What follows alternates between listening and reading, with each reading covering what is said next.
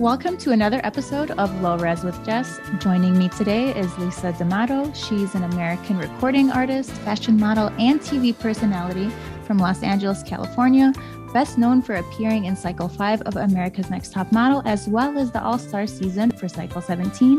After the show, she has modeled, or actually before the show, she's modeled for major campaigns such as Levi's, Coca-Cola, H&M, and even Guess, just to name a few. Thank you so much for joining me, Lisa, and witnessing my butchering of this of the summary. No, you did great. It's funny because I forgot, like, you're used to this, like having someone do an intro. Okay, guys, I only have one photo in my hands.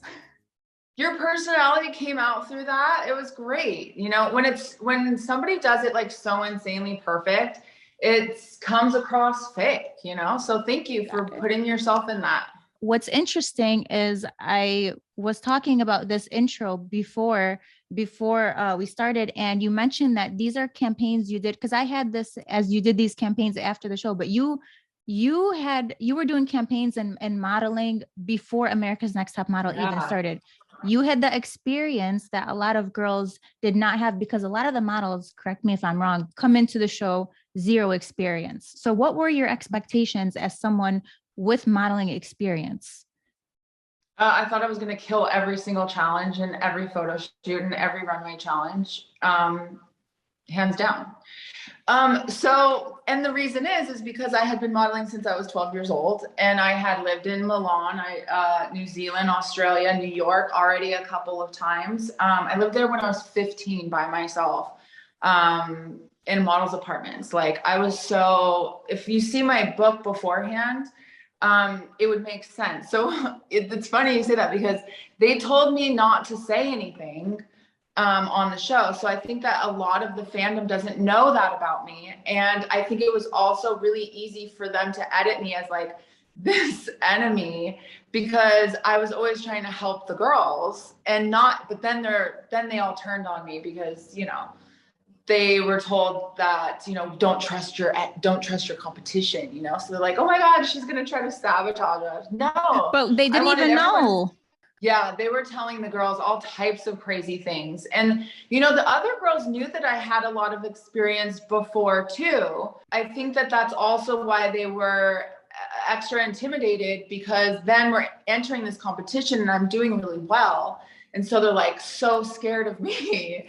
And like, how could I be trying to help them? We're in a competition. And I'm like, no. Like, I honestly, to this day, stand by my statement when I said that I legit want to help everybody so that they all do great and work afterwards. And like, there's enough space for all of us to have a successful career. So to know that even the production helped with like selling that mean enemy narrative about me to them, like, was really upsetting. I completely understand, because after watching a few episodes as a photographer, I can tell you that some things were set up to make the models feel like they didn't do good when they really did. And we're going to get into all of that, but I want to start from the beginning. What made you want to audition for America's Next Top Model? You're already modeling. Like, what did someone tell you about it? How did you get on the show? Okay. So, at the time I had been touring all over the world on a world tour with Sebastian's Hair International. I was bald and they loved it. And they did all these like zipper hair piece, like hair coming through the zipper parts, and like all this really cool special effect campaigns where like smoke's coming out as wings in the back. I'm like, you know, and it was dope. And so I was touring and they were doing this all over the world. And then at the same time, whenever I'd come back in town, I'd work at this restaurant called Killer Shrimp. And all of us girls that worked there, we were like sisters. 3 of us even lived in the same apartment building. We were always each other's biggest cheerleaders. We were all artists living in Los Angeles. And I also never watched television. I was a painter. I was making reversible hoodie raincoats, dresses for dogs that were like I was selling them in like Chateau Marmot, parking lot, all these tail waggers. I don't know if you've heard of these stores, but I'm like such an artist freak, you know, like I was a wardrobe stylist, I'm a seamstress. So I was just, and yes, I was modeling all the time, but I was, you know, I'm not like the name in the commercial, you know, like I did this H&M commercial where I had to like make out with this guy and in a dressing room. And at the time I had like a mohawk, and it's the coolest commercial and I look dope, but like, you don't know what my name is, you know? So when I was growing my hair out from being bald, and I was progressing my hair into this, like my agency wanted me for the next fashion week. They wanted me to grow my hair out because I was bald for 2 years. And I was just going to do like a very androgynous boy look, you know, because I was super flat chested. And I pulled that look off so well. And so we just kept that's why I don't know if anyone remembers on Cycle 5, but my hair was like growing out dark wavy. Yeah, I saw the audition.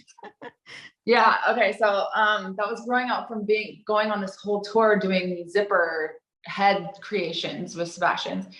Anyway, my girls, they were like, you have got to do the show, you would kill it. And I'm like, okay, well, okay.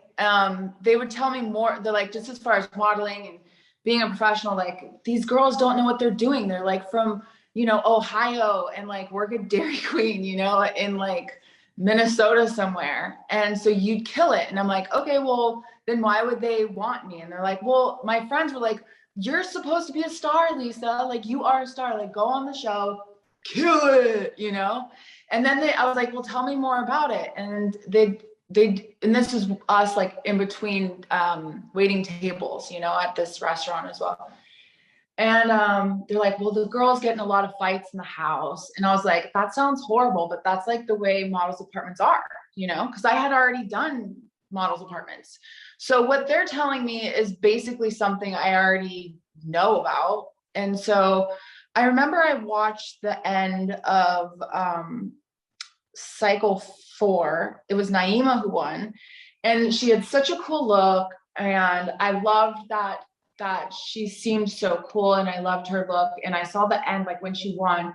And then from that moment, I was like paying attention to tabloids, and it was like America's Next Top Model, Adrian Curry, like dating the Brady guy, you know? And I was like, okay, well, these girls are, you know, her name's on the tabloid, you know, I was just trying to put my name into lights, you know? As models do, literally, as every model wants to book those campaigns and be known for their modeling.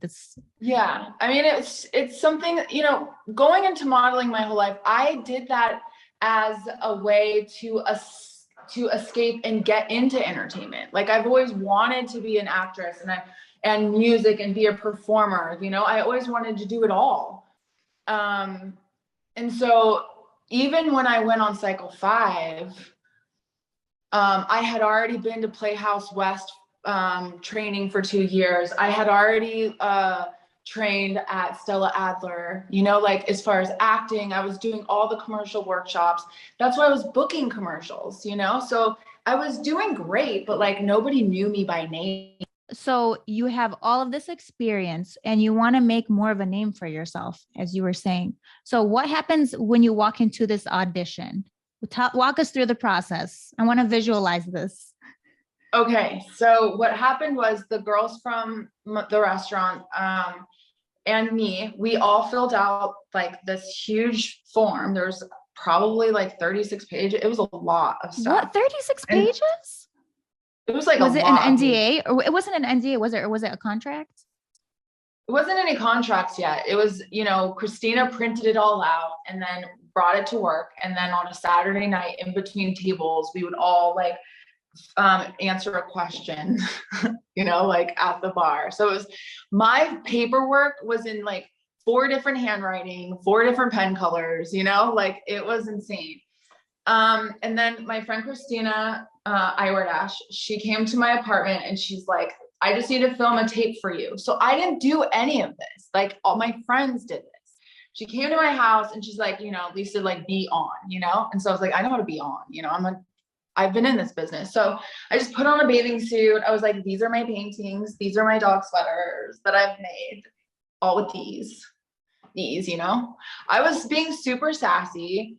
and cute in a bikini and twirling around, like basically like poking fun of me even making this video, right? And so I think the next thing you know, it was like 2 months later, they called the restaurant. Like the girls put the restaurant's number on there. And then when I got to work, it was like like whatever the production company is, what is it? Bankable Productions. Was it even then at the beginning? I know it was UPN. The network was UPN for Cycle 5. And it was like, you need to call this number back. It's from this TV network. And I was like, it's so weird. Was it the shrimp place that you worked at, that you said you worked at, the shrimp place?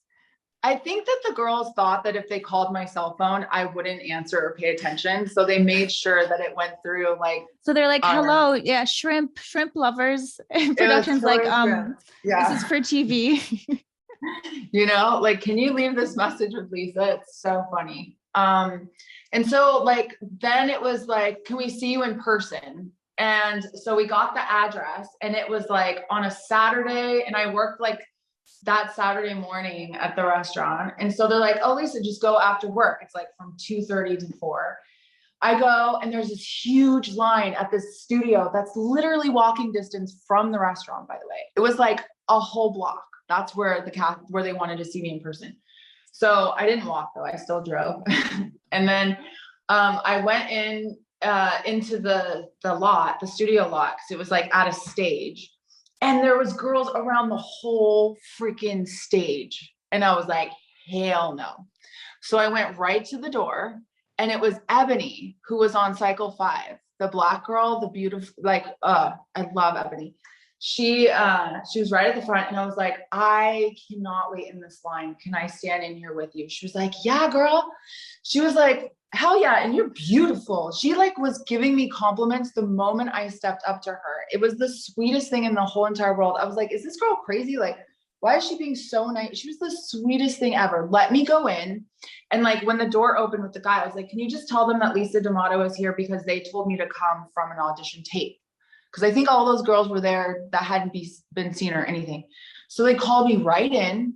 And then there's a panel of casting directors. It's like at a table with tablecloth, and you stand right in front of them. They've got the cameras. They make you do the profiles, the whole nine, like state your name. And then like state why you should be America's Next Top Model, you know? And I was like, oh, this is hilarious. So I'm like, my name is, I don't remember, you know, I don't know exactly what I said, but it was along the lines of, you know, because I'm trying to remember at the audition, I was 23, I think. It was something along the lines of like, hi, my name is Lisa D'Amato. I'm from Los Angeles, California. I'm 5'9". I have been modeling since I was 12 years old. So basically I would just like destroy this competition. Nobody deserves this more than me. You know, I've been on my own since I was 15 years old. If anybody can survive this town, being that young, and modeled in New York when I was 15 by myself in models apartments, like, trust me, this is, if you want the winner, you know, shut this whole thing down. Oh yeah. Hold and accept. How do I end and accept? Hold and accept. Everyone's just trying to call Lisa. I know. How do I always get scared of which one I do? Which one do I do? The left or the right? Just do end and decline or something. Okay, there you go. I just didn't do anything. I had my portfolio, because when you went, they wanted your modeling portfolio, whatever pictures you could show them, right? And I remember at the time, my agency wanted me to grow my hair out enough to where it was like, you could still do like a shaggy, like bob thing, you know? So I was growing it out enough before Fashion Week or before the next season of things, so that the hair would be prepared. Like, me and my agency were in line with what was about to happen. So my portfolio, the first picture was the zipper heads of me screaming with like smoke coming out as wings, you know?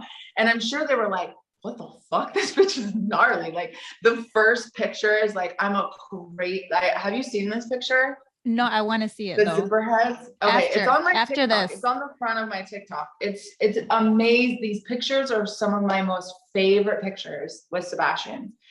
But I remember they like looked back at me like right when they opened the book, you know, they were all like, and it made me chuckle because I could only imagine the pictures that they're seeing with these girls, because I can tell that they're all like new. Like these girls don't, Was it they didn't have like the a modeling judges, portfolio. or were they just What? production people? I think they were just like casting directors, you know, like for the show. Michelle Mock was there, I think is what her name is. She was always there. She was even there during All Stars. I saw her a few times and I was like, wow, Michelle Mock is like legit, like hardcore Antm casting. So, and then after that, like they told me to do my runway walk. They asked me a little bit more about my background, I'm sure.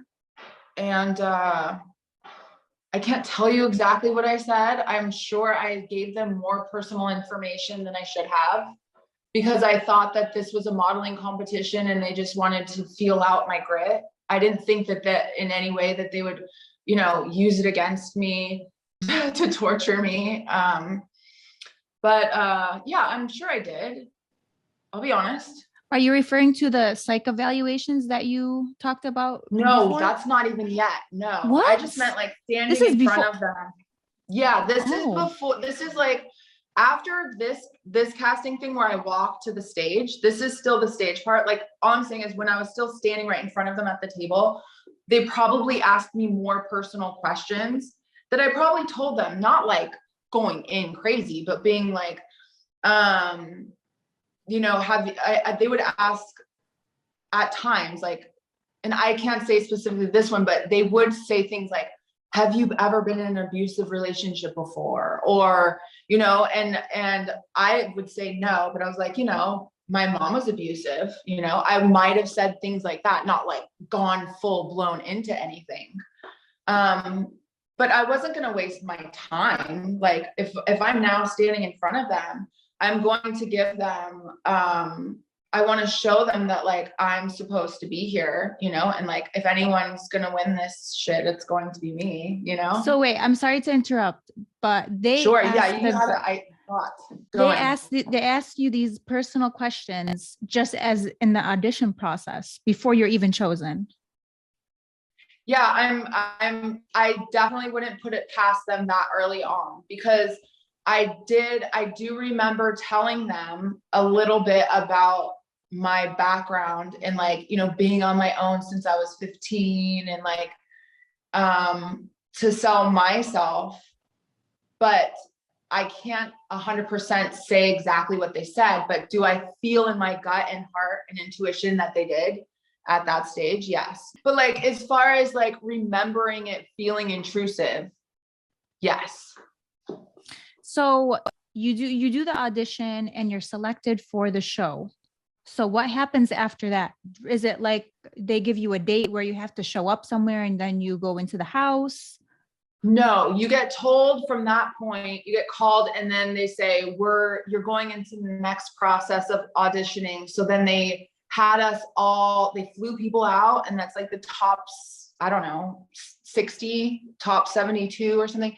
And then it goes down a level, like through the days, like I had said, while you're in this process, they'll lock you guys all up in a room with like 10 or 12 of you for like 8 hours just to see, with cameras there. And, you know, they do that because they want to push all your buttons.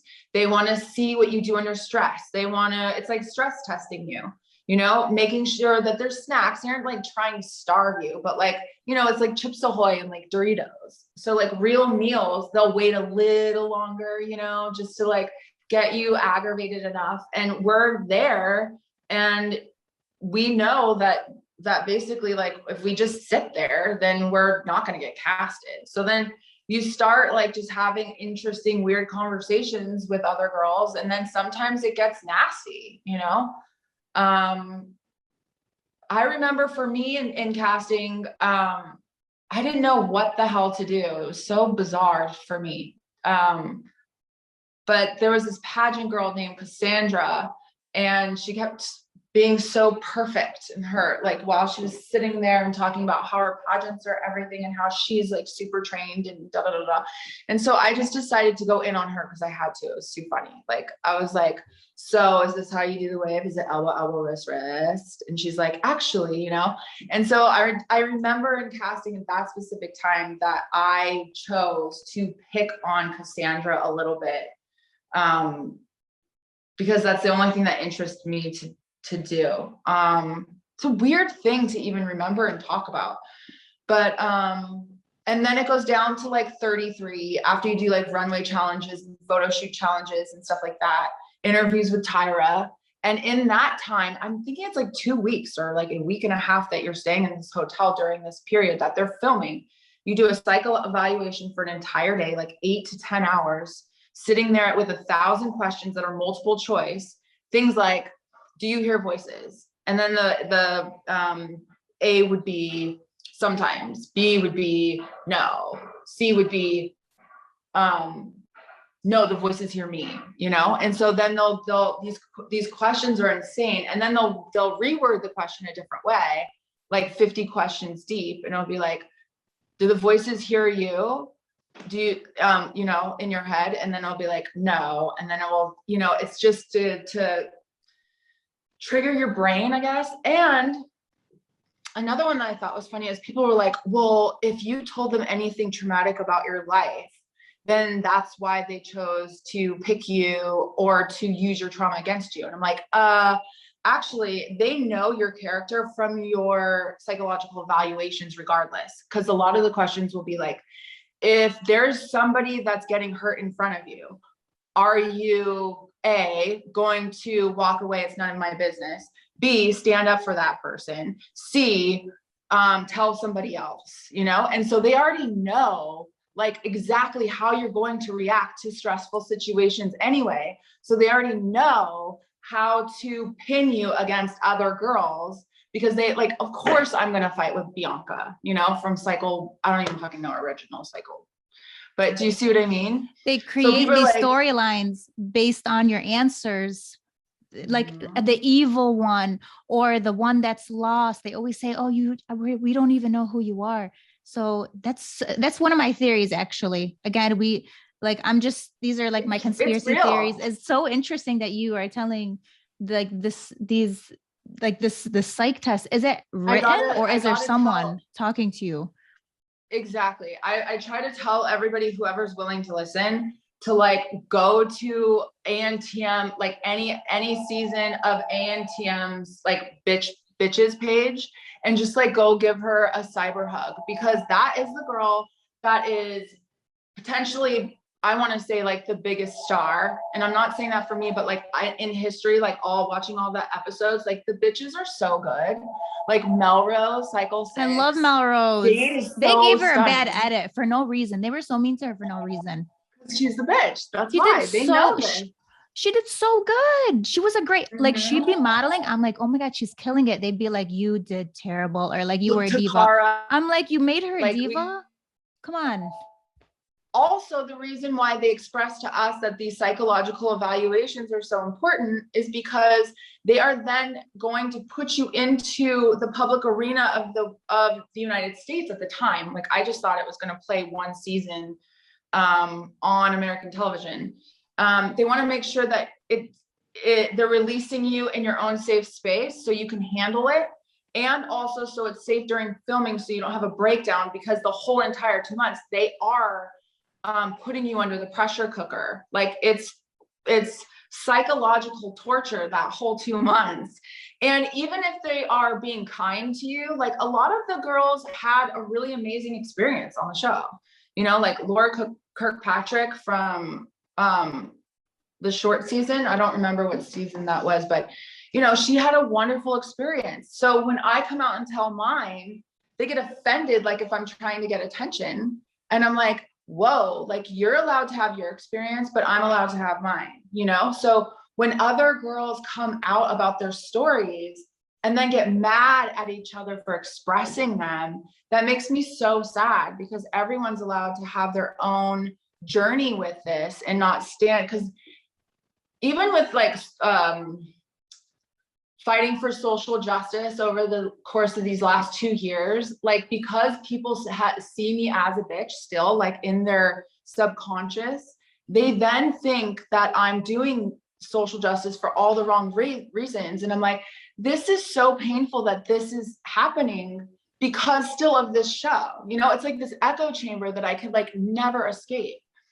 And also, if they give you a horrible edit, you know, going in, just like on social media now, people are like, well, why'd you do that? You could have just done, you know, there's so many other ways to get famous. Like, you knew what you're getting into. And you're like, what are you talking about? You're saying that looking at society now and looking at social media now and TikTok now.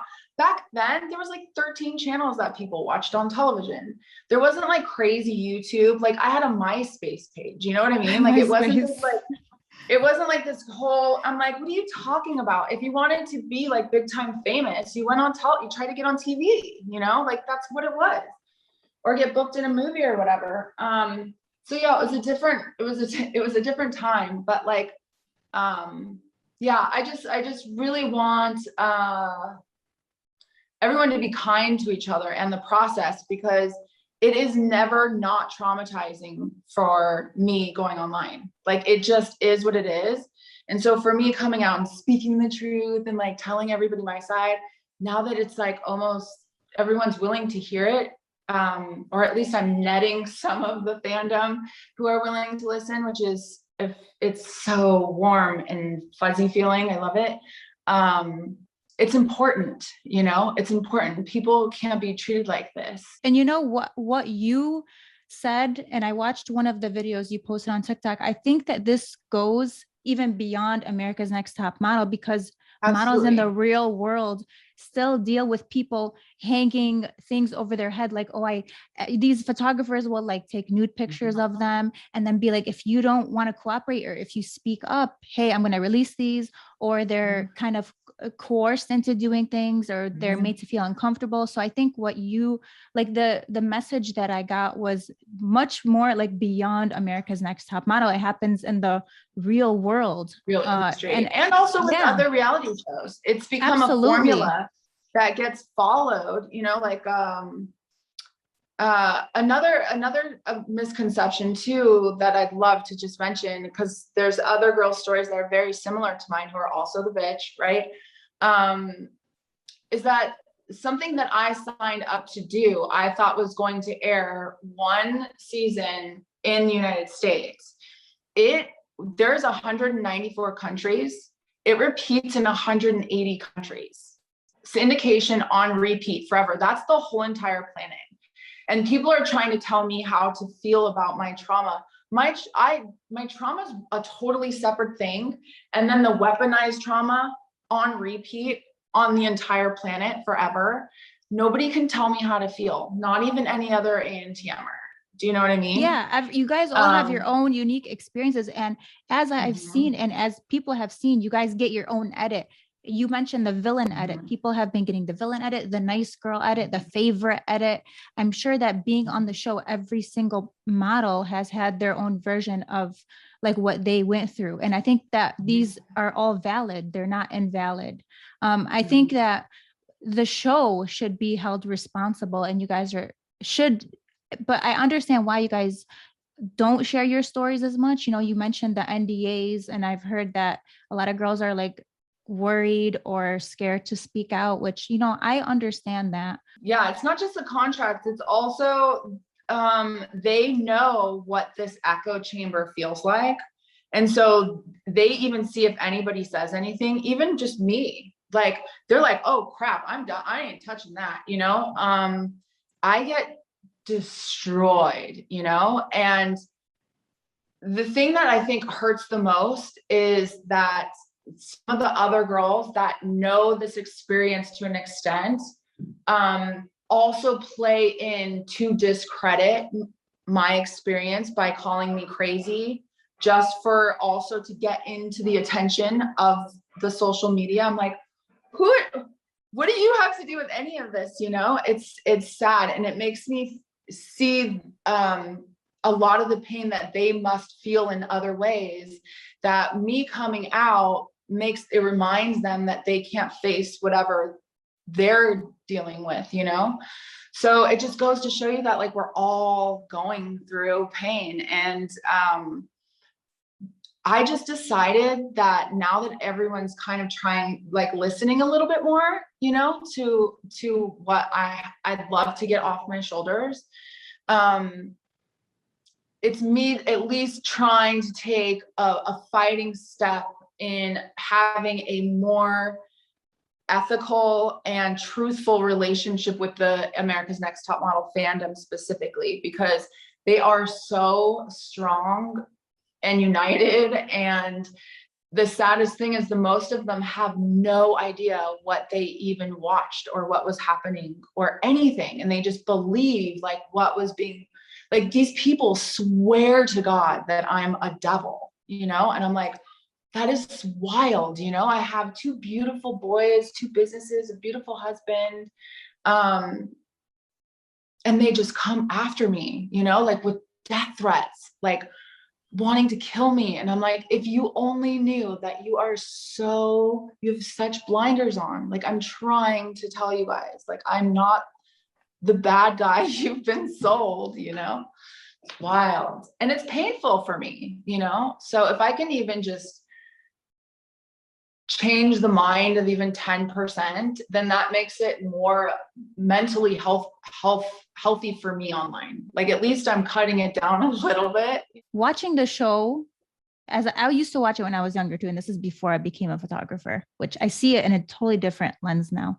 But I'd be curious to know, what are like some of your favorite photo shoots during cycle 5? Sure. There was a lot of really cool photo shoots in cycle 5, I would say. The ranch one was really beautiful for all of us wearing those beautiful couture dresses.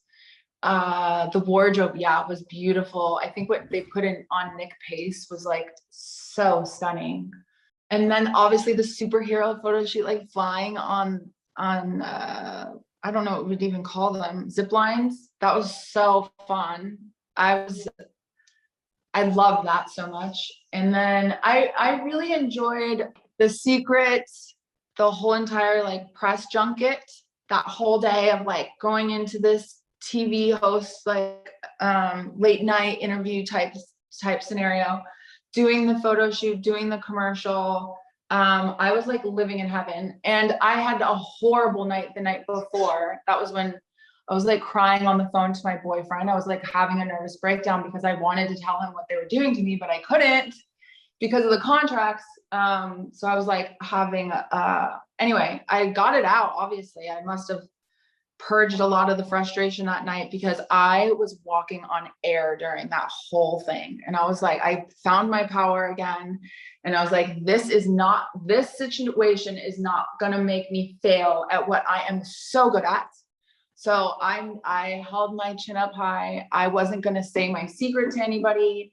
I knew my secret right off the bat, which was, what's my secret? My secret is I tell myself I'm beautiful every single day. Oh yeah, I remember those. Yeah, but I haven't rewatched it yet. By the way, for those listening, I mentioned this to Lisa that I'm doing reaction videos and I wanted to do them one by one on camera. So I haven't watched a lot of I told her, I'm like, I watched two. Totally, I'm sorry. And it's totally okay. Like I said, before going on Top Model, I had never seen it, you know, like I did it because I thought I was entering a modeling competition and I thought I'd kill it, you know. I really didn't think that I didn't think that anybody was capable of doing that, what they did to other people. Like, I didn't think that as much abuse as I got when I was younger, to do that and then put it all over the television, like what they did to me, I just didn't think that was possible, you know. It's possible. But yeah, that photo shoot was awesome. The Secret whole thing. Cycle 17. Favorite in Cycle 17? Yeah, your absolute favorite. Okay, Cycle 17, I really got so excited about the music challenge, like to write the song. I was so excited for that because I had just been touring, you know, to switch gears after Cycle 5. I couldn't get any modeling work anymore. So I got into music, which I loved poetry anyways. And so I toured. I was I had a residency at the Viper Room in LA. Like I was Lisa D'Amato and the Super Smoking Hot Bikini Dancers. I had my songs on Entourage. Yeah, I was killing it. So I was really excited for that. And then when they twisted it a little bit, but ultimately I killed it. They put the songwriter in there who helped write a lot of the girls' songs. And so my heart was thumping like crazy. I was like, oh my God, if they ruin my music career now and make it look like I'm not a good songwriter, I'm going to kill them. Right. So like, while my heart was racing like crazy, You like, already knew what was up. You knew what was up. I was so scared because I thought that I entered the All-Stars for Revenge, obviously, but I was like, oh my God, if they destroy my music now, like I said, I walked, they're like, we're going to have a songwriting challenge. And I was like, yes, I'll score. And then as soon as I realized that they were like helping the other girls write their songs, my heart started racing, girl. You know what I did? I ran to the bat phone. The bat phone is like the phone that you call straight to production. And, this producer is like helping to write all the girls' songs. And I got on the bat phone and I was like, if I don't win this songwriting challenge, I swear to fucking God, I am going to burn this house down. And I was like looking straight into the camera in like where the bat phone is. I'm like, don't fuck with me. I will fucking kill you guys. And then I walked back like totally normal, like do. And then he comes in, I think it's Jay. Jay came in, presented the winner of the songwriting challenge, and it was me. And I was like, thanks, like. So wait, I have a question. Lisa. Yeah. So you were doing music after Cycle 5, right? This is before All Stars. Mm-hmm. Songs on Entourage. Okay. Toured. Yeah. Residencies. So then they coincidentally have a songwriting challenge on America's Next Top Model, the season that you're in. I'm sorry, but come on. If it sounds too good to be true, it usually is. Like, and I noticed also, I watched I asked Lisa what episode she would recommend before this, and she told me about the Greek Olympian athlete photo shoot. So I watched it yesterday. Yeah. And you called out Nigel. I'm like, she knows what's up, because I guess you can tell us more about this, that they wanted you to do another jumping shot. So talk to us about that, because you called him out. God. You called him out. Dude, I did call him out. And then also the story lines up with an interview he just did like 6 months ago that proves my point on the show. Okay. So I'm like the leaping girl this far on Top Model. I'm a gymnast, so I would do the splits in there. That was my first shot. And then, they showed me jumping at the end of my photo shoot with Michael Jackson. And I just did that because I had one last shot. I was like, let's just do like a rock and roll. Of course, they're going to use this over and over again. And so I'm thinking in my head too, while it's happening, I'm like, oh, I shouldn't have jumped on the Michael Jackson, because I know now that they're going to do this. Right. So we get, and I don't do it anymore. We had done the stilts, by the way. Before casting, I had just sent them a picture of me in stilts in my front yard. Not kidding. I'll even show you the picture. Okay, so we're in Greece. They want us to be goddesses, and they're like, Nigel's like, I want you to jump over this. I feel like it was like a rock, but weren't like you a tree trunk or something? Didn't we see you in heels right before? I thought they were going to put you in heels. Yeah, they put me in sandals, but here's the thing. Those rocks were so sharp and big, and they had me in these tiny little skinny, like little sandals, no back, nothing, just like the front, if I remember correctly. And the gusty winds, like, I was like, I'm going to get cut up, dude. If that wind gets me, my feet are done.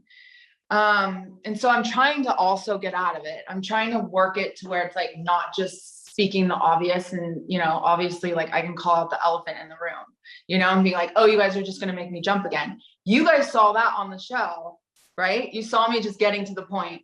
But before that, I was like, those winds are pretty gusty. It seems like a huge like liability, like me in these little sandals, gusty winds, like these huge rocks. I was like, you guys are planning on sending me to the ER today? Is that what the plan is? Like I was saying all these other things so that I wasn't perpetuating this idea of jumping, right? But of course I had to go there, and that's what you guys saw. And I was like, let's be real. Like, you guys are just doing this on purpose, you know, to make me like the jumping girl. And Nigel's like, oh, that's not true. That's not true. When I do Nigel, I like to do a hand like this, because to me, he's really handsome. He's like a bit of a puppet to me. Like, looking at production and Antm, to me, being honest. So I knew that that's what I was looking at. Even in that moment, I was like, yeah, you called him out right away. I even mentioned it in my video, which will be up sooner or later. God, but so cool. Yeah, I was like, Lisa knows what's up. Why? Let me tell you what. Well, you're here, so you can tell us why. But my theory was that you already did Cycle 5. You knew their little tricks and what they do. They put you in a box. Revenge. I went in for revenge. I was like, this is not my first fucking rodeo. Like, you already know what they're gonna do. I'm looking behind me. I have ears going around my head the entire time. That's why, like, when other girls would do or say things that were so jeopardizing to themselves, I was like, have you done this before? Like, why are you doing that? Like, it blew my mind. So yeah, when I called him out and he denied it, he's like, that's not true. I was like, oh my God, I'm getting so set up right now. And I felt completely set up the whole time. And I knew the pictures were not going to be good because the gusty winds were like so insane. I was just trying to not cut my feet up. Like, at that point, I was doing the jump, but I was like, this is so, in my brain, I couldn't even get into the moment because I knew I was getting so set up. Like, I was like, oh, how do I get out of this? So I think all my face was ugly in it. And then, like, even the main picture that they used was like so weirdly photoshopped. Like, it looks, do you remember it? I'm not gonna lie. I said those pictures were nice. I thought it was good lighting. I mean, yeah, it's good. Like, it's a cool picture, but like, it's not like a pretty picture. But it's you. So obviously you're going to be able to see stuff about yourself that I'm not going to see. Like, you were the person in the picture. Yeah, like, I would totally restructure my body. Like, I didn't like my shape at the end. And yes, we're all our own like worst critic. But yeah, Nigel just did an interview where I lined it up and put it even on my YouTube channel. And I was like, look what Nigel just said. He basically said that Tyra Banks, it's on YouTube, that Tyra Banks picks every single picture from day one. No way. I always thought it was like some editor in the back room, like, pick the worst photo. Do you think that what is your theory on this? Do you feel like they will purposely pick a bad photo? Because sometimes I'm like, this is clearly a test shot. It's a test shot. 1,000%. Not a doubt in my mind. Because listen, I mean, we've both done photo shoots. We know people are taking thousands of photos, and you're going to judge just one picture that is chosen maybe to fit a narrative or a storyline. It's kind of, 100%. In my opinion, it's not quite fair to the models. Trillion%, not 1%. I don't think that's not it. Like, 1,000%. This show, Top Model, even Janice Dickinson said, like, she was so bummed when she found out that CoverGirl picks the winner. You know, she came out and said that, like, from the beginning. Yeah, Janice came out, even in her, I don't know if she wrote it in her book or like on an interview. She was like, yeah, she found out shortly through the game that the winner was previously chosen by CoverGirl. And then, you know what happens after that? Then everyone says that she's crazy, and she comes from trauma too, but like, let's just discredit her. Like, obviously she's crazy, so she's lying about everything. And then Jay Manuel just came out with his book. What was it called? But the wardrobe or something, the model and the wardrobe or something. I don't know. Yeah, it's called the Meltdown. The Meltdown, the something. I don't even. Yeah. But even in all his interviews, he says, and it's crazy. Like, he says all these things that, like, he didn't even really want to work on the show, that they threatened that he wouldn't work for the studios ever again unless he came back to do Top Model. Like, they are full of threats. They are just like, I can't tell you how many times I've heard from different people that Tyra doesn't even talk to anybody unless the camera's rolling. Could you talk to us about your least favorite photo shoot? Like, which one were you like not so excited to to model in? From both seasons, the least favorite. Yeah. This one's hard. Okay, so there's the photo shoot where like the Jackass guys. Oh my God, the I forgot I watched that. shoot. Oh, I want to ask you about that, but continue. Yeah, that's a crazy photo shoot for me. It's not crazy because the actual photo shoot, it's more crazy of like the stuff that happened behind the scenes on that photo shoot. But I have the yuckiest feeling about that photo shoot in particular because they use such an ugly picture. Sure, I'm screaming, but it's supposed to be a model fashion picture still. And knowing that Tyra picked that picture makes me so sad because to me, she chose that picture because she was punishing me because I stuck up for myself behind the scenes of that photo shoot. That is a theory that I've had. The picture, and that's also the picture that she perpetuates onto me. Like on cycle 17, they blew up a beautiful picture of every girl from their photo shoots from their past.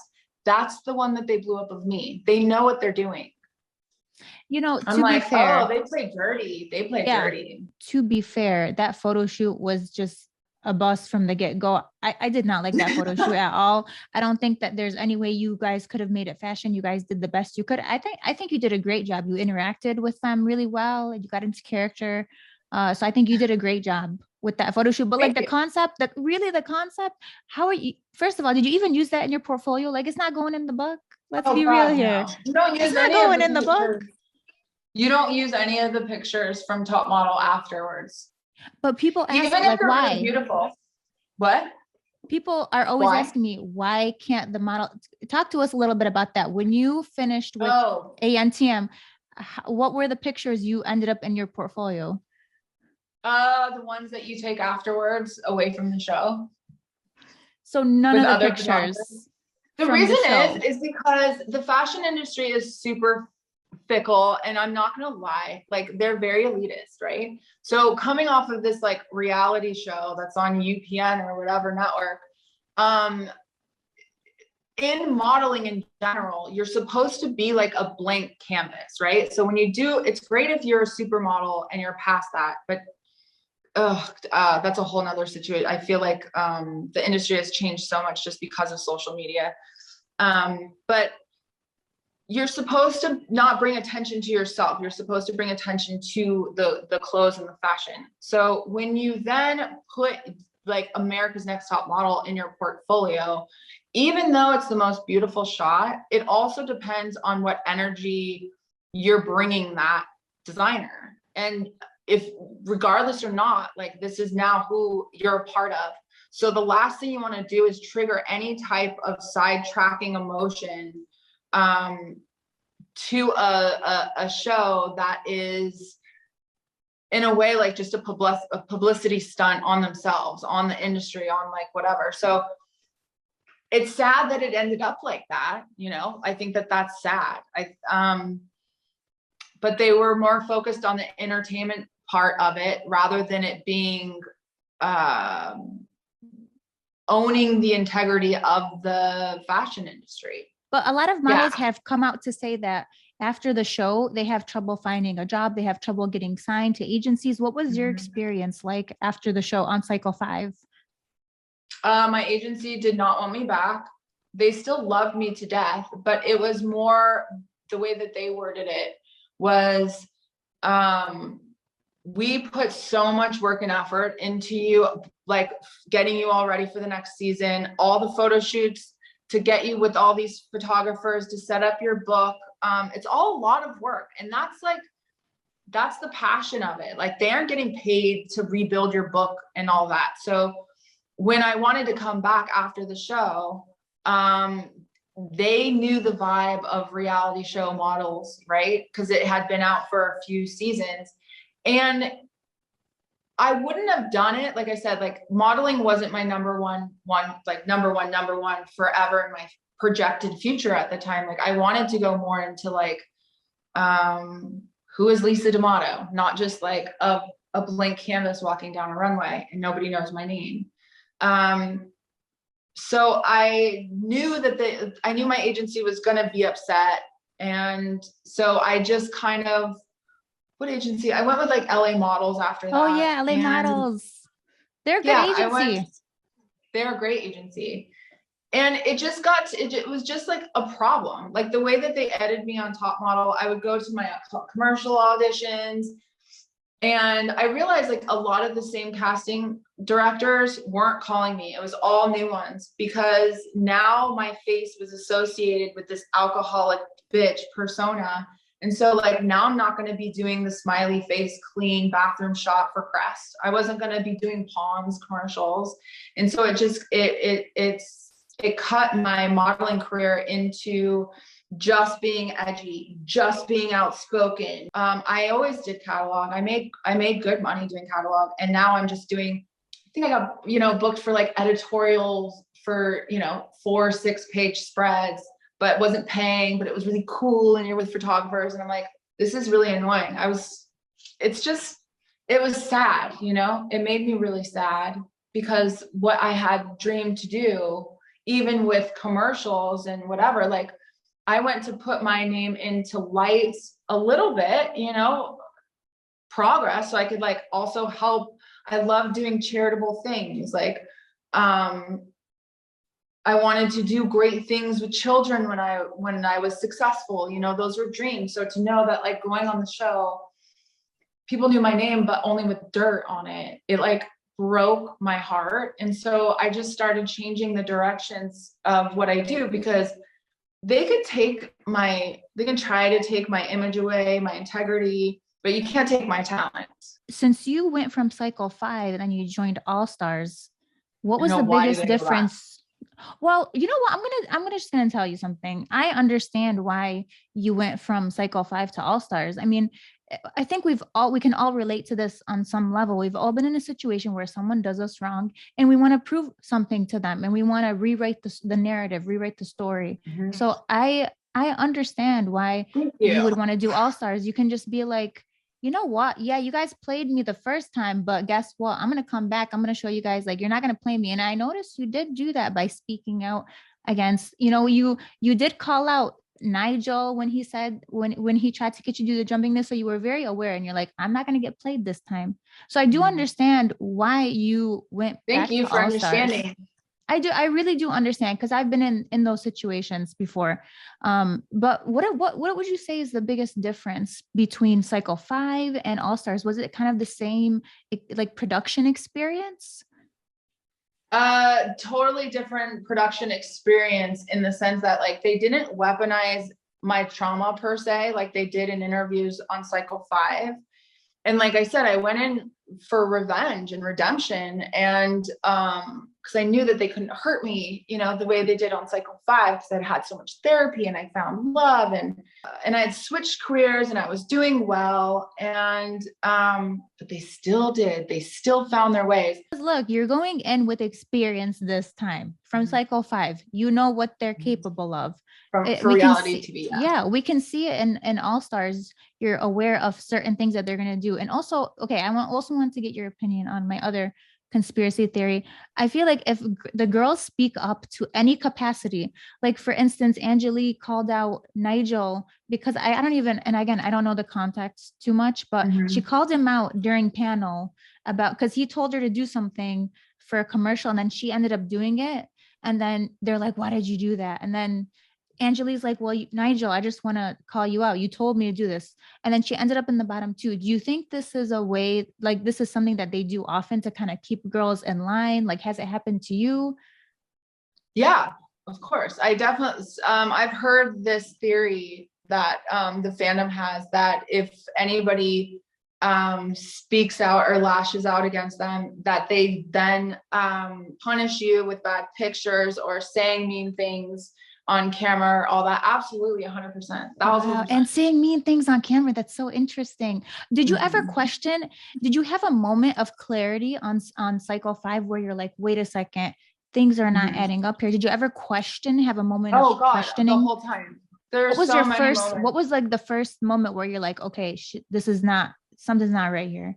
Cycle 5, that was when I noticed that they were, if anybody else had wine and put their wine glass down, but it was by me that they would make sure to run over and get that shot and pan up to me. They would do that quite often. And I was like, what is happening here? Cycle 5, Nicole and Kyle won a challenge that was going to be them presenting an award like on VH1 or MTV from the house. So they're in their house.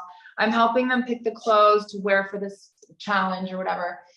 And then when it was time for them to shoot their challenge, everyone else was told to like leave the house and go outside for sound, right? So to like go by the pool and hang out, right?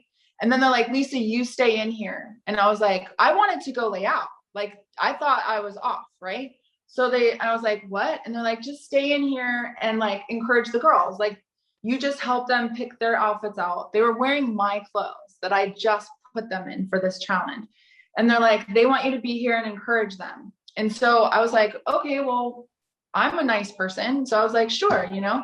So I was sitting there and like watching them do the whole thing. And then in editing, like when I watched the show, and I knew this was happening, something weird was happening at the time. So that was a big red flag, but they kept panning and making it look like I was just trying to be there to intimidate them. But they put me there on purpose, you know? And even knowing that I was literally I was the one that was just helping them so that they would look great in this. And then the guy said, can you go into you're a little loud. You're being like loud. Can you please go into the bedroom? And then you can hang out and chill in there with, I think it was like Nick Pace was in there. And so I go in the room that's right off because now I'm allowed to like talk and hang out with her. First of all, why didn't they let me just go outside where I wanted to go initially, right? But I'm in there and I'm talking to Nick, and then he comes in with like a whole kit, like a camera crew behind him. He's like, "You're being a little loud, and you're ruining these girls' sound." And I'm like, "Oh my God, like what is happening right now?" Like they totally set me up to make it look like I'm bullying them, and then made it seem like I was trying to be loud to then ruin their whole segment, when I just wanted to hang out outside like everybody else, you know? So it's so easy for them to make you the bitch. I wanted to reference in like Melrose's season, they literally told her, okay, you're going to be the diva for today, and we want you to like be in the role, and you're going to be the diva for the photo shoot. And then they started criticizing her because they're like, you're acting like a diva. I'm like, but she's doing what? So I can definitely see where there's setting up happening, and maybe you guys don't even realize it, where again, in an actual photo shoot situation, like none of that would be happening. It doesn't happen in photo shoots. And also the salad bowl, which I'm just dying to hear your thoughts of you having to pour olive oil all over yourself. Pouring olive oil all over me was not at all weird. My best friend at the time for 20 years is like a really beautiful gay male that like wears, you know, tiny little Speedos in front of the pool, and he'll literally get like the pan sprayer that has olive oil in it, and he'll just go outside and spray himself with it, you know, and he'll just lay out. You know, I'm from California. We're very like liberal and free spirits in a lot of ways. So like he'd spray some on me sometimes. And so that wasn't weird to me at all. People really do lay out in olive oil. The thing that I didn't necessarily like, I love that finally we were doing something that was like sexy and like hot, you know, like I wanted to do something hot because everything it seemed so gimmicky, you know, for All Stars. So I remember I was really excited to do that salad photo shoot. But then like after, I didn't go for a while. So many people were in it before me. Were you last? Which place did you go in? I don't remember, but I remember enough people went before me. Was it like soupy? Like, it looks gross. Like now it just looks like gross crushed things, you know? It's like brown salad water. You go in with like the feta cheese. Yeah. So that's the reason I like, by the time I went in, I was like, oh, this is gross. But I just remembered like it's olive oil and I'm in the sun and I'm just like a sun baby anyway. So I like the heat felt good and it felt nice that day. But yeah. That's so funny to me. But let's be real here. That didn't go in the portfolio. Is that in your book? No, nothing. No top model pictures are, you know what? Actually, I did frame one of them because it is so beautiful. And all these years, I thought that Tyra took it. It's when we're in the backyard on cycle 5 and she put grease in our hair and like on our eyelashes and just did it with grease, like oil or something. And I frame, it's a beautiful picture. I'm like frowning like this. And that's when I remember when I made that face. And I framed it and I was like, well, at least Tyra took this, me and her, like our connection was at least she took this picture of me, right? And it's probably my favorite picture on Top Model along with like the ranch one. So I have it black and white in my room because, you know, for me, it's like a trophy, right? It's like this emotional fucking roller coaster that like almost killed me. But I have this really beautiful shot that Tyra took of me, right? Like a trophy. And then I went and watched the cycle 5 and it wasn't her that actually took it. It was like a photographer that's like standing next to her. Completely different person. Like, Wait. Did you just say there was a photographer next to her? There was a photographer next to her with the camera that was taking the pictures and she was just like standing next to him. I'm not kidding. Wait. It wasn't her finger that did the snap, you know? But she introduced herself as the photographer. Yeah, in that segment. Lisa, you know what's crazy? Someone left a comment on my reaction video yesterday saying that like Tyra's the photographer for this, like it was like a Great Wall of China photo shoot. So she introduces herself holding a Hasselblad camera. And then during the photo shoot, she's holding a Canon. And then someone pointed out like, hey, she's holding 2 different cameras. Like, could someone else be taking the pictures? So it's not her work because it was actually some good pictures from that photo shoot. So it's not her. It's during that photo shoot, like in that moment when they were going back and forth, I think she had maybe a camera in the beginning. Maybe she's I don't know if she starts the segment saying she's the photographer, but she definitely, it's her thing. And you think it's just her. And then like in the moment when I actually do this, like there's somebody standing next to her taking the picture. She's just standing there like in front of me next to him. Okay, this is all wild. Okay, so allegedly Tyra's not the one taking these pictures. Okay, that's, you know what I was saying? I'm like, these pictures are really, really good. I'm like, I don't know if she's editing them in Photoshop because like I'm seeing some dodge and burn retouching. You know, I'm like, listen, I don't know if she's taking these pictures. But you were there, so and so she had a second shooter. I remember thinking that she took it, and maybe that was because of the way that it was edited too, and I was there, and it was just me and her, obviously the cameramen, right? Like the ones with the big old cameras. And then I rewatched it, and I was like, oh my gosh, she didn't even take it. It like blew my mind. I thought that was like the moment her and I had with that look that I gave, and then I was like, it wasn't. It shows the person in the video. She picked that. It shows the other photographer. Mm-hmm. Girl, I'm gonna write. Tell me what episode? What episode? I'm gonna do some investigating. It's definitely still the beginning. So I think it was after the ranch. Okay. I think it was after the ranch photo shoot. Could it be that person's like doing behind the scenes or something, like as a second shooter?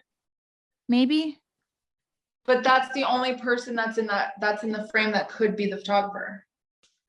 You were there. What am I don't know. You were there. So, but I'm going to check this out. That's very interesting. Very interesting. Because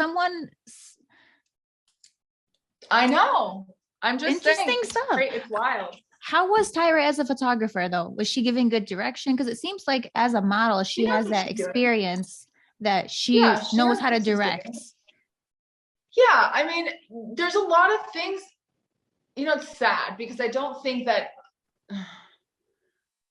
I want to give her credit at least when she's not horrible. So let's do this. When she does do direction, she she is a professional like supermodel. Like we are not going to deny that she's not. In person, she's insanely stunning. Like I don't even know how it's possible in real life. Like she doesn't even look like a real person. She looks like an alien. She's so gorgeous.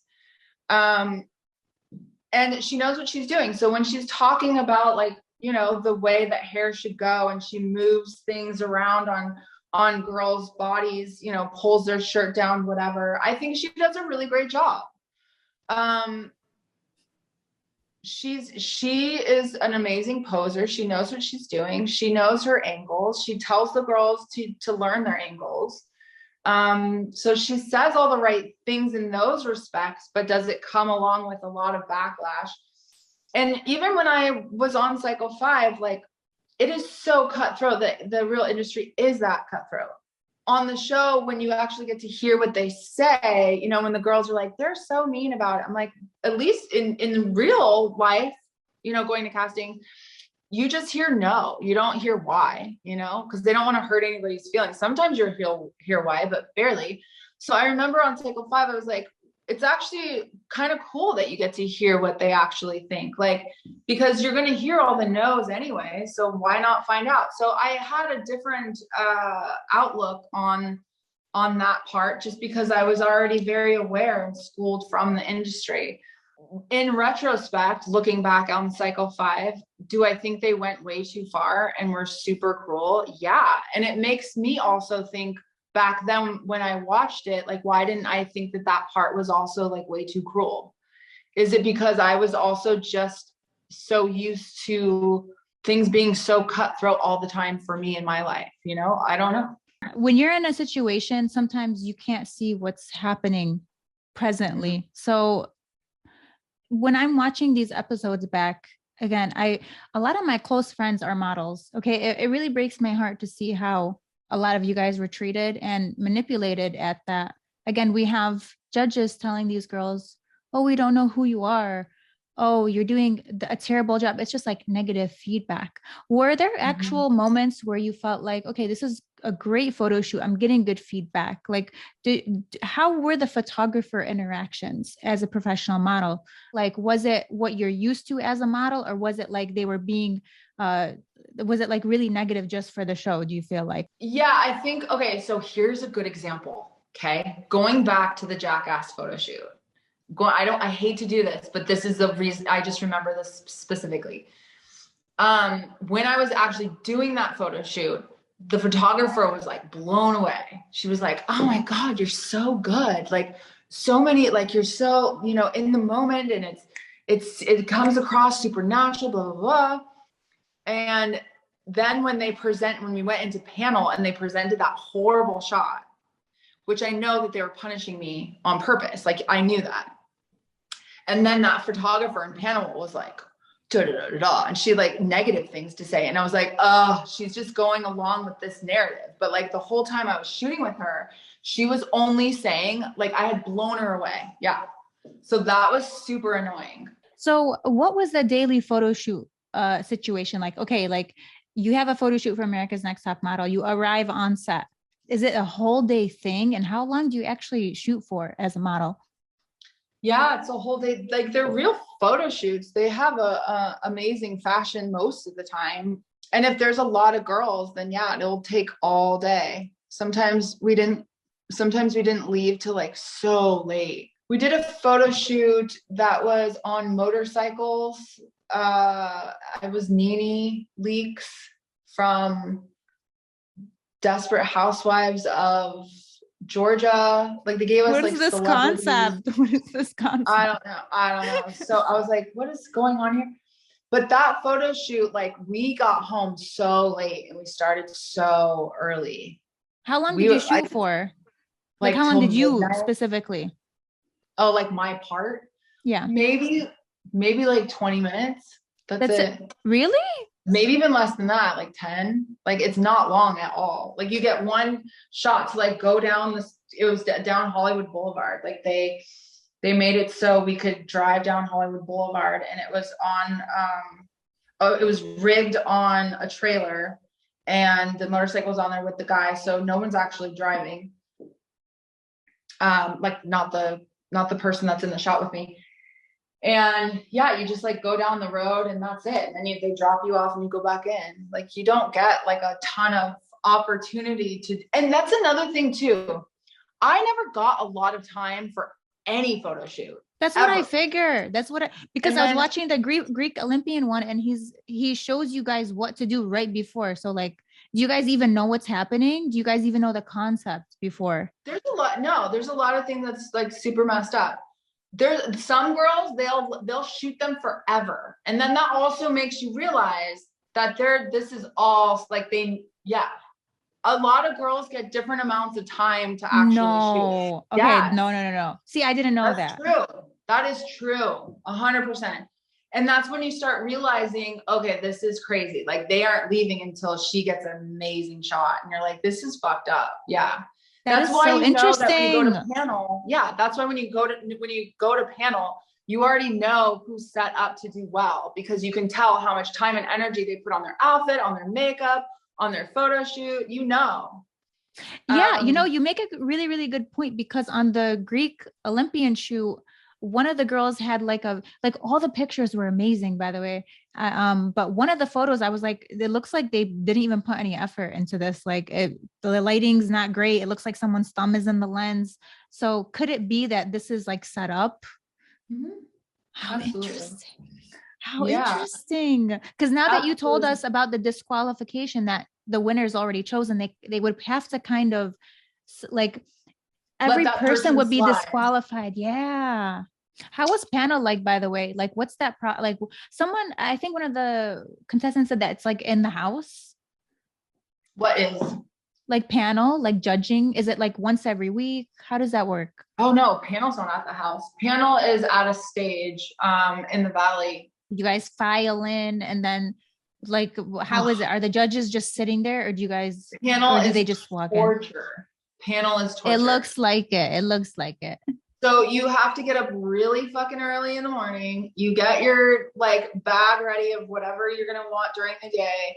And they don't have panel till like 9 o'clock at night. So they get you up so early in the morning so that you just go sit in a room and stare at each other.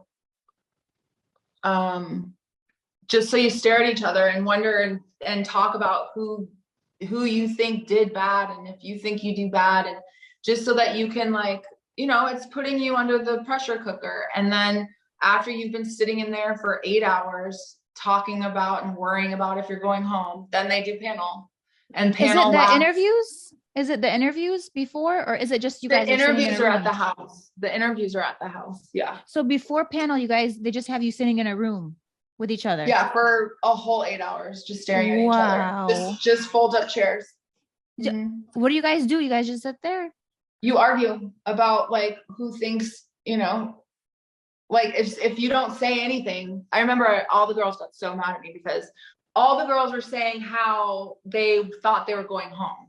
Like, I did horrible. No, I did horrible. No, I did horrible. No, I did horrible. Right? It goes like that for hours. And then I remember at one point I wasn't saying anything because like I didn't think I was going home. Like I thought I did great. And then all of a sudden it was like the girls turned to me after 4 hours of being like stuck in this room together. And then they're like, Lisa thinks she's safe. And they're like, why haven't you said anything? And I'm like, oh my God, And I'm like, because I think I did all right. I'm sorry. I don't think I'm going home. And be like, you think you're so fucking better than everybody. And I'm like, oh, you realize that it's just being in a torture room, None of you guys questioned like, okay, why is it taking 8 hours? Can't you just bring us in? Like, can you guys even say anything? Because people are in their own heads. They're thinking of self-preservation. Like they want to win this competition. Like this is why you have no outside communication with anybody. That's why you have no phones. You have no television, no radio, no headphones. On All Stars, they let me have my headphones to listen to music in between, like waiting for the car or something. But on Cycle 5, no, like you're so stuck in your own head in this Even if there's no cameras, you guys aren't even allowed to talk at all. It's called ICE. If there's That's no what I cameras heard. on you, you Yeah. can't even talk. So It's when wild. production's like, hey, it's judging, but we're gonna put you in this room, you guys just no one questions it. No, because they tell you that they want everything on camera because it's authentic. And so you go along with these scenarios because you're trying to also win. And so you're thinking that while you're going through this competition, you want production to like you. You want to follow direction. You don't want to be the troublemaker, you know? So they really are able to manipulate you on every single level. It's wild. It blows my mind more than anything that people still give top model credit. Like they'll still go, would they do that though? And I'm like, yes, Yeah. they would. You know, like I'm like, you don't even know. Yes, they would. Even me watching it, I'm like, I know exactly what they're doing. And like the questions they ask, they kind of prompt models. Oh, it looks like you had a hard time. How are you feeling? Oh, Is they do that everything to me okay? all the time. They would But bring this up, is, yeah, they go so hard. Like when I got eliminated on cycle 5, I wasn't crying or anything because I knew it was happening. Like I knew I got punished and I know like that's why I got eliminated. We're in London. And I'm talking to camera. I just got eliminated and they're like, they wanted more emotion out of me, right? Because I wasn't crying because I was eliminated. And the camera guy, I'll never forget it. It was this Asian kid. And he's getting something from his walkie and he's looking at me. And I had just answered again without any emotion. And I'm waiting to just go to the hotel. Like I'm just trying to get this over with. And he goes, knowing that you got sent home and you aren't the winner and you aren't going to be the winner, like, does it make you immediately think about your mom? And my mom is like my biggest torture in my life. So I remember looking at him and looking into the camera because I knew Ken Mock just sent him that to say to me, and knowing that they would go so low in that moment, that's what made me start crying. So if you see it even on the show, like I'm talking to camera and I'm fine. And then all of a sudden I answer the next question and I'm crying. And it was because in that moment they brought up my mom again. And that is so fucking manipulative and painful to know that they'll do that right in that moment. And so I'll say it again. If people think, you know, I get this still, you can say all you want about Tyra, but I still love her. And I'm like, great, fine. But like when people constantly make it seem like I'm the attacker, you know, like coming and talking about this, like I'm the attacker. No, I'm not the attacker. I'm a victim and I'm trying to help other people not be victims in this industry and to expose so that they can't get you to watch this show and believe this anymore. Like they can't get you to watch that show and believe it anymore. Like you have to change the game. Like I'm here to change the game so that people can live healthier lives after the show. And what they're doing is wrong, 100%. Like how many reality stars have committed suicide? Like they don't care if it ruins your life. They don't care. They won sweeps week that week in the industry. And that's all they care about. They don't even care if you die right after the show because of what they presented you as your character. Like it's so sad. I mean, it's not crazy to think that a reality show could be doing and setting up their contestants like this, especially with me as a simple viewer. I can name countless times where I've seen the girls having to do challenges that were so unnecessary, wearing like 5-6 inch heels, giant heels and making them go underwater, putting them in situations that weren't safe. I mean, it's doesn't seem like it's far-fetched to think, okay, maybe there's something more that is happening behind the scenes just to create drama, just to create reality TV that's at the expense of these girls. I don't think it's wild. It's a wild concept at all. I wanted to get your thoughts on this. There was an episode with Carrie D where she was in a freezing cold pool where the pool didn't even need to be freezing cold. Like you can have a warm pool. It was literally middle of summer, but the pool happened to be freezing cold. And Carity was like getting hypothermia from being in the pool. And Tyra was like, "You're from Fargo." I don't even know how. anyways, All uh, intentional. the hypothermia one where she ends up getting hypothermia. She was freezing cold. They pulled her out of the pool. And then she ends up getting like bottom two. I believe she was in bottom two. And then they told her like, you need to speak up next time. Do you think that the girls had any inclination that they were gonna like be punished or be put in bottom two? Like, do you think that they, after the photo shoot, they were like, dang, they're gonna like do something or twist it? I know that, I think for sure the girls feel that that's why, you know, but if they come out and say that, then people are Yeah, gonna they be can't like, say it. they can't say it, but for it, you definitely feel it in those moments. You're like, this is insane. Like, this is for sure on purpose, you know? Absolutely. Have you ever had a photo shoot where you know you did really, really well, and then at the judging they pull up, and I think you mentioned the Wild Boys one, but any other photo shoots that they pulled up like the worst picture, but you know that you did really well and you got the shot? In real life that has happened. On the show, yeah, the Jackass one. And then also my Michael Jackson shoot, they picked me, of course, jumping, and that was like the last shot. It was, she was literally like, okay, you got one more shot, you know, and I did that at the end for fun, for them, for entertainment. And then picking that shot, I was like, give me a break, you know, like I come from dancing too. Like I did amazing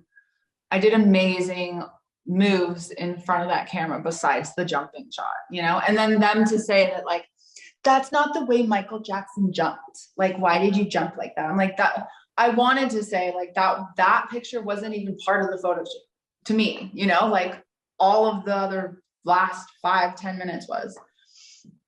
Yeah, so that's annoying. You know when you're in that show that the premise is a modeling competition. The premise. The show is about drama, you know, it's a mimic on modeling, you know. There's a lot of real things and real advice that gets filtered through there because there are a lot of experienced people in it, but like ultimately I think it takes the piss out of itself, you know. A lot of almost all the models, I think, deserve some kind of apology. You guys were put up on this show, and under the guise of your dreams are going to come true, this is going to help your careers, and then for a lot of you guys, it didn't. Maybe it was like the opposite. It made things worse for you. It just kind of breaks my heart. It really breaks my heart. Yeah, because models are people too. Yeah, I don't my know dreams why. got destroyed. Being put in very dark places that I really didn't think I'd ever come back from because of the show, because of the echo chamber, because it repeats constantly on the entire planet. I have gotten so mad at Tyra Banks, like so infuriatingly mad, because this is my life too. Like, how dare someone just do this for some money? Like, you ruined my life. You ruined so many people's lives. Like, this is legit an echo chamber that never stops. Online. That's why so many girls like disappear, you know, off online. And that's like your business. That's what you wanted to do. So that's a big part of something you need to utilize. So it's sad. But like I said, I have gotten so mad at Tyra, and I've gotten so mad at Ken Mok, because how dare they? How dare they do that to like young, beautiful, talented girls and just destroy their lives for money, right? It would be so good. It would be so good for Tyra to face this and be like, I can't believe that I have been sucked into doing this. How could I do this? How can I make this better? If that isn't like the best idea to rebrand herself, like what an amazing investment in this time in our society to like face the bullshit you've done and try to be better and admit that. Like, what is wrong with that? 8 months ago when I did this one video and it was straight to Tyra, it was like straight to me to camera. And I was like, Tyra, I was talking to Tyra and I released it on my Instagram. I was like, how do you sleep at night? You know? And I asked that question. That went so viral. Like even my friends who was Finnish, in Finland. She's like, it was the cover of the newspaper in Finland, and I was like, that's wild. Do you think anybody in the industry picked it up, like, for real? No, because everyone's going to protect her. Like, she's protected in the studios, because then that means you open the can, how many things are going to come out, Love wins in the end. And I'm not coming out to hurt anybody. I'm coming out to, like, try to sprinkle a little bit of truth and love, because you can't heal from anything until you stand up for yourself and stand up to it, The NDA, basically, they were like, hey, you can't talk about any of this. And you were just like, listen, I'm doing a tell-all tomorrow. I don't care. Oh, no. When I first came out and talked about, you sign these contracts about production where it says in the contracts, along with so many other things, that you can't talk about production. But you sign that because why on earth would you talk about production? How boring. Yeah. Like, you just go, you sign. You're like, I guess it's random. No big deal. So you sign it, you think it's no big deal. And then you walk onto these sets and you film these shows and you're like, holy shit, like, this is pure, like, insane torture, insane asylum type stuff. And it's all just like mental slavery in a way. It's wild. It's basically just exploiting models in the industry.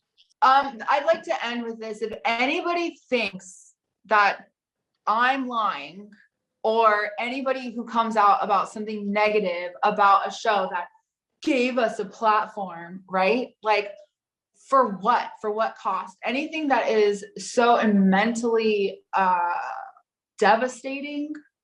And also, nobody knows what it's like. Like, nobody knows what it's like to be on a repeating reality show forever and ever and ever, and you can never get off that crazy train, should just not speak at all. But, like,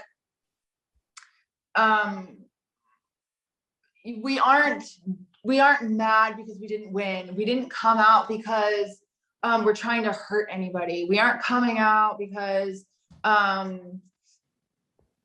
we don't like Tyra because she didn't care about me afterwards. Like, it has nothing to do with any of that.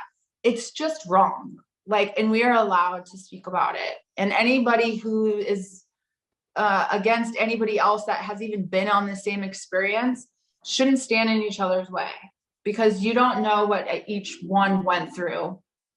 And that's all. Is there anything that I missed that anything you want to say to the people who are maybe still watching the reruns of American Next Top Model that don't know the situation? Sure. I can explain everything.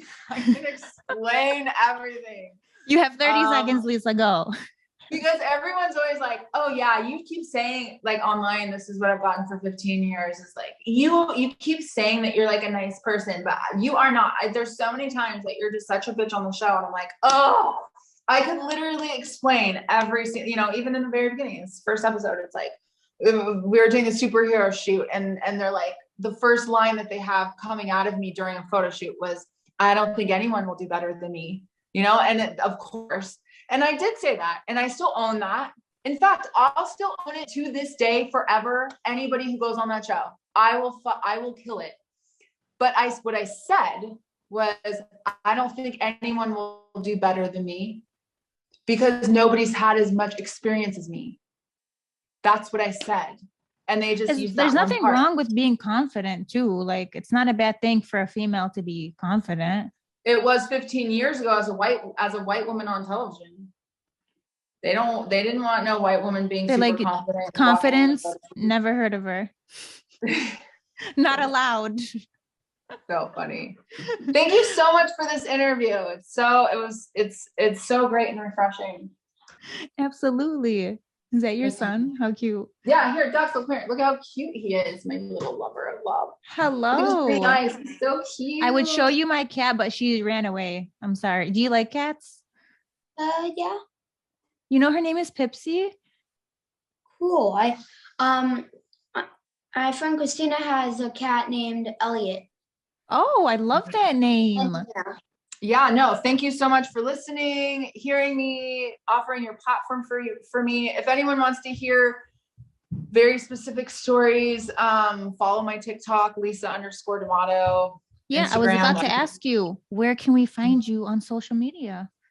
Instagram, Lisa_D'Amato, DAMATO, and then TikTok, Lisa_D'Amato. My website, lisadamato.com. And then my product, I got a deal on Shark Tank, and it's in 20 countries now. I'm an inventor. It's dareugo.com, DAREUGO.com. I saw that. I think it's so innovative. Thank you. It's amazing. That's just so amazing. Thank you. I'm really excited. We're in the middle of a licensing deal right now with a huge company, so I'm really excited. Good for you. Thanks, honey. Thanks, girl. Of course. America's Next Top Model is messed up, but I think the models are just so amazing and just so great, and they model really well. And I just love to see you guys like thriving, and hopefully you guys are all living your best life. I would love so much for so many of these girls that I know personally that's lives have also been destroyed on so many levels, or they've had to work so much harder to get where they are in the industry. But like the ones that are too scared to even pipe up on social media that are stunning, and we're definitely meant for stardom, that just are, I want this, whatever I'm doing, being honest, be a part of whatever it is to empower them so that they can somehow reel it back in and like find closure and also success in what they originally went on the show for, you know? Well, and I'm here for all the models on the show. It honestly was such like a nice chat to hear all the behind the scenes and your experiences. Like, thank you so much for coming on here and sharing everything and talking. You're welcome. Thank you for having me. Thank you for sharing your platform. You are an OG. I see this. You are killing it on just social platforms in general. So I commend you, and good luck on all your photography as well. Thank you so much. I appreciate your time. Thank you, Lisa. And make sure to check her out on TikTok, Instagram, and her website. So we'll see you guys on the next episode of Low Res with Jess. Bye. Thank you.